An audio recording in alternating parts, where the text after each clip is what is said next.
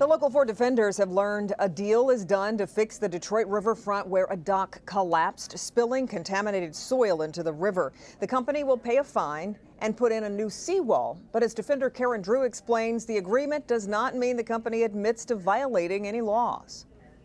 This is what the land along the riverfront looked like after the dock collapsed last winter. A green ponded area formed.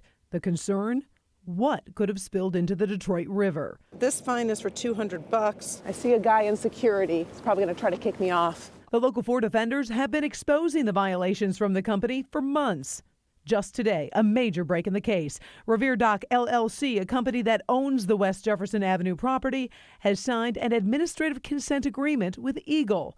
The terms? Revere Dock pays a $60,000 fine and receives a permit to proceed with its restoration plan. We want to make sure that the cleanup is going to proceed and that it's handled in a proper way. Eagle says Revere Dock's plans include a new 600-foot steel seawall and removing sediment and bank failure material that spilled into the river after the collapse last November. There are very strict parameters that they have to follow in terms of getting this material out of the river, finding a way to properly dispose of it, making sure that the water gets treated properly. The consent agreement lists 4 alleged violations of the Natural Resources and Environmental Protection Act, but as part of the agreement, quote, Revere Dock and Eagle agree that the signing of this consent order is for settlement purposes only and does not constitute an admission by Revere Dock that the law has been violated. They were amenable to it and they agreed to it, so we fully anticipate that they will move forward with all the